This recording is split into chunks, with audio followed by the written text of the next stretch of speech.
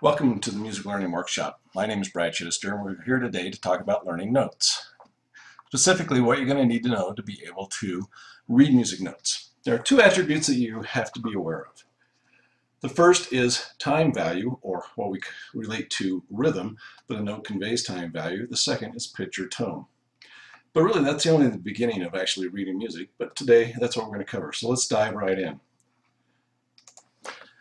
Both of these attributes are covered on the master staff. In this case, we can see that the notes are going up and down in the lines and spaces, and they have also different symbols associated with them. On these different symbols, they look like some donut holes. Here on the bottom, we have what are called whole notes. And then some up here on the top, we have some of those donuts filled in, and we have stems on them, we have some dots, and we have some flags. These all convey some type of duration of the note. So let's talk about these two pieces of the notes information. Time value obviously talks about rhythm and the notes which have beat value. Each of these symbols gives us some value in time. In pitch, it's represented on the staff again, and each note or line or position has a tone associated with it. When we talk about time value, we're really talking about the beat. And this is the standard beat. You hear the big bass drum going, that is the beat of your music. Within that beat, there's some type of meter. In other words, it's grouped in threes or fours or sixes. It has a tempo associated with it, which is nothing more than the speed. And each note or other note that's played along has some type of duration within that time value or that beat. When we talk about getting the beat, this is really a regularly occurring pattern of rhythmic emphasis. In other words, in the waltz pattern, we would get used to that 1, 2, 3, 1, 2, 3. In a rock and roll, it's a 1, 2, 3, 4, 1, 2, 3, 4. And you can clamp those out and tap those out in different patterns. You do it all the time when you listen to music. Tempo really is about the speed. Now it can be very slow or very fast, but we donate that by giving something called a beats per minute. Typically, you'll see a symbol that is a note with a number behind it. So in this case, we say a quarter note equals 60 beats. Sometimes we just use the old words of largo andante, which is similar in fashion of whether we go slow or fast. We can also give different notes those different beat patterns. In meter, we're grouping those patterns of beats together. Like we talked about the waltz pattern, or a 1-2 clap and count could be a simple meter. The 1, 2, 3, 1, 2, 3, where we're emphasizing the first beat, would be a nice waltz pattern. We talked a little bit about the 4-4 pattern, which is used in classical and rock and roll music. And then there's other different ones we can use for up to 6, 7, 8, or even 9 beats per measure. And then in some cases, like Dave Brubeck's Take 5, they do it in 5 beats in a measure. Now, duration is how long the notes and rests are played, which means that simply you can have notes that are played, which we hear sound, or we have some notes are silence, which is just quiet, but they still have some duration associated with them. When we talk about note duration, note symbols define duration. Those note symbols we typically use are these that we've shown here, from the donut hole all the way through the double flags. And we have given those names from whole, half, quarter, eighth, and 16th notes in this case. And we have associated rests that work with those as well. Now what we look at is that each of these notes have a head. That is one part of a note, and that is showing us the ability to determine what type of a note it is. We have stems, which further defines it, and then we also add flags, which defines that even further, so that as we add more flags, we shorten the length of time that this note would have. Now this is really talking about the power of 2. Let's look at how these notes are related to each other by using the multiples of 2 or divisions of 2. A whole note is equal to 2 half notes. Very simple, a half plus a half equals a whole. A half note equals 2 quarter notes. A quarter note equals 2 eighth notes. I think you're beginning to get the pattern here. An eighth equals 2 sixteenths. It's nothing more than fractions, which are always divided by 2, or a multiple of 2. We can look at the whole note. It can be 4 quarter notes, or 8 eighth notes, or even 16 sixteenth notes. A half note could be made up of the 2 quarter notes, 4 eighth notes, or 8 sixteenth notes. And of course, the quarter note itself can be made up of 4 16th notes. One other thing that we have to be aware of and be associated with is called the dot. Now, the dot is a unique symbol that allows us to take half the value of the note again. Here we're showing a quarter dot note. and it is equal to a quarter note plus an eighth note. So it gets the value of those two smaller notes put together. So in other words, we're just adding a half as much again. It's 1.5 times the note value. We put this together in time signatures. Now, beat and meter together make a time signature. Here we show various types of time signatures you see on a piece of sheet music. It could be 2/4 over here, the 3/4 time, the 4/4 time, 6/8 time, or even 2/2 time. So what do these numbers mean?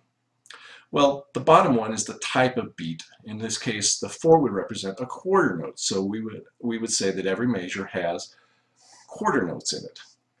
And and that would be the basic beat that you would handle, would be the quarter note. How many beats is on top? That means in this case the 3/4 time, the 3 on top means there will be 3 beats per measure made up of the quarter notes, which is on the bottom. And the one over on the other side where we have the 6/8 thing, we have 6 beats in the measure made up of eighth notes. So we count each eighth note as a beat, and we could have 6 of them in the measure. Now, tempo and duration put together is the flow of music, and notes in a measure equals the time signature. Here we start off at the tempo. We say the quarter note equals 60, so it's 60 beats per measure.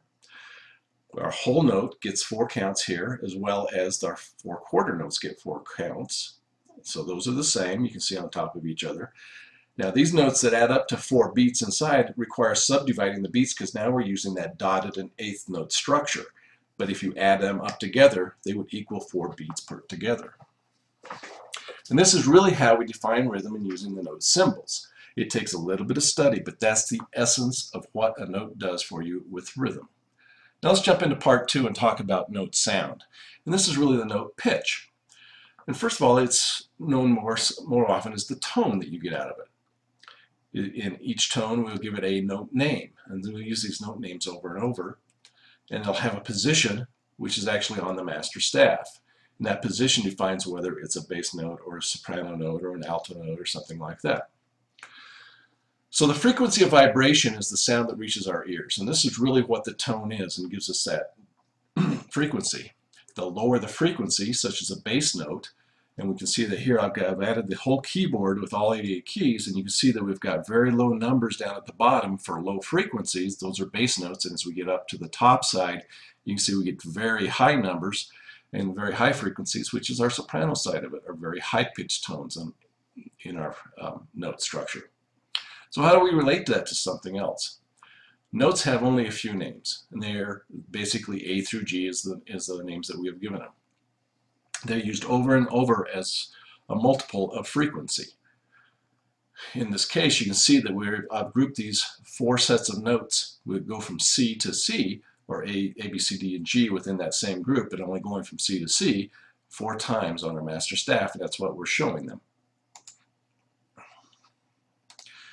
As we move on and look at this, our notes names have modifiers as well. We can have sharps and flats and naturals.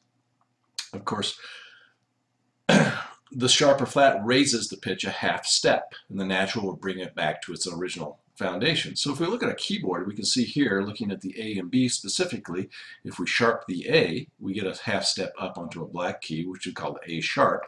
If we look at the B and we flat the B, we go down a half step, and we call that B flat.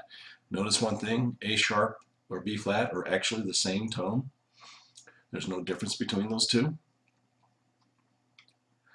Positions show the pitch. Notes go on a staff, or lines, or spaces. The placement of a note on the staff indicates its pitch or position. As you can see, we can start here and go all the way up this one treble clef in our staff, and then we see that we have our 7 basic notes inside of that, but we've used them over and over, but somewhere on that staff is the note name.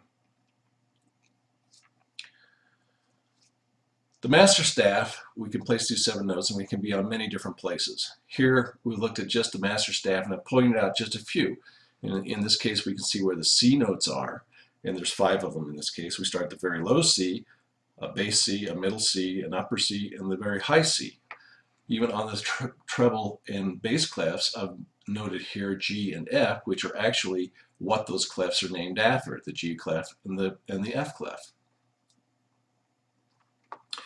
There's 4 octaves in this range of the master staff, and the note ranges are from C to C 4 times, 2 in the bass clef and 2 in the treble clef. Here I've split that apart so you can see the bass clef. Over here we can see we've got those 2 octaves of notes on the bass clef, and over on the right hand side you can see we've got 2 more octaves of notes on the treble clef. Now notes really tell us basically 2 things: time, value, and pitch. Together they are a start to reading music. You have to understand those 2 things to be able to read and play music. You learn the symbols and the time values that are associated with them. You learn the pitch on the master staff. But notes are just a start. You know, from the note basics, you go into relationships. Those are what we call intervals, and the intervals have a very specific relationship. They are related to how scales are put together. And scales are formations of mathematical models that represent a series of notes. Chords are also a combination of those scale notes and work within a system. And you have to learn each of these as you go on. Now there really are 5 music element areas you need to learn to be able to read and play music effectively. There's the notes, you got to know that, rhythm that goes with the notes. You have to understand keys, scales, and chords to be able to play within a framework or structure. At the Music Learning Workshop, this is just a starting point for notes and relationships. We have a workshop over there that goes into symbols, times, values, and pitch. It covers the master staff. We learn the master staff in really about 20 minutes. We use a story to do that, and then over about 2 weeks we master the master staff by doing some flashcards and learning where all these notes are so that you can read them easily. Intervals and note relationships are all covered in this first workshop. The other workshop is the rhythm workshop, which is the other part of notes. And we talk about basic rhythm and meter and the 4/4-3/4-6/8 basic patterns. We subdivide those beats so that you can understand how to put all these notes within those basic beat patterns. And you can use different types of, such as triplets, quadruplets, and even get into a swing rhythm. It's really a 3-step process with rhythm. You've got to learn, one, to experience it. You learn it and experience it. You do this slowly and you approach it from different aspects. Secondly, you gain endurance by practicing that rhythm, by tapping it out or walking it or doing some other type of thing. And then you end up finally acquiring that rhythm and grooving on it, where you can actually control that rhythm and play with it a little bit. That's basically what we covered for notes. You've learned the 2 aspects of time, value, and pitch. Thank you for sitting through our little video here at the Music Learning Workshop, and we invite you to come on over to the website and explore around some more. Thank you.